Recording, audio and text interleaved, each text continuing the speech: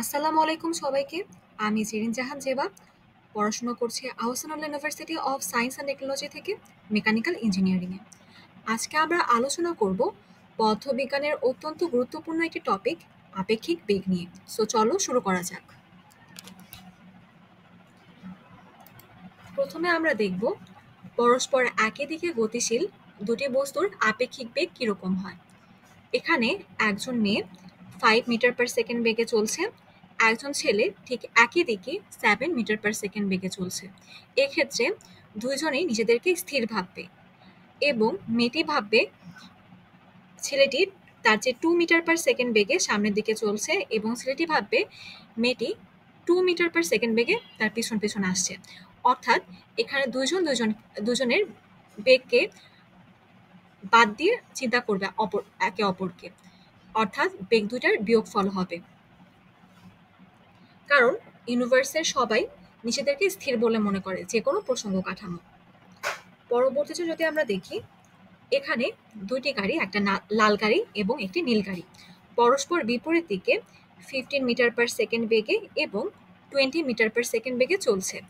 এখানেও প্রত্যেকে নিজেদেরকে স্থির ভাববে এবং নিজের বেগটা অন্যের সঙ্গে কনসিডার করবে।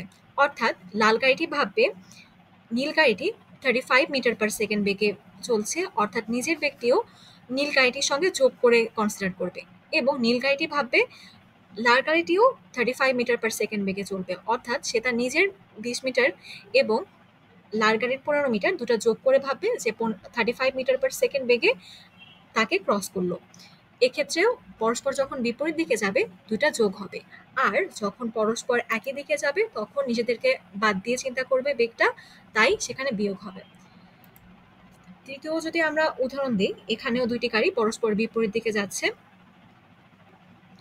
একটি গাড়ি 5 মিটার পার সেকেন্ড বেগে যাচ্ছে এবং অপর গাড়ি বিপরীত দিকে 15 মিটার পার সেকেন্ড বেগে যাচ্ছে।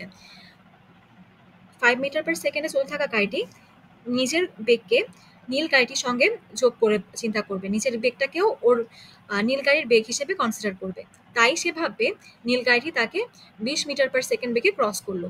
আবার 15 মিটার পার সেকেন্ড বেগে চলতে থাকা গাড়িটি পাশের হলুদ বাসটিকে ভাববে সে 20 মিটার পার সেকেন্ড বেগে চলে থাকলো, অর্থাৎ হলুদ বাসের নিজের বেগ 5 মিটার, তার সঙ্গে নীল গাড়িটি তার নিজের বেগটাও কনসিডার করে 20 মিটার করে চিন্তা করবে, অর্থাৎ একে অপরকে 20 মিটার পার সেকেন্ড বেগে চলতে দেখবে।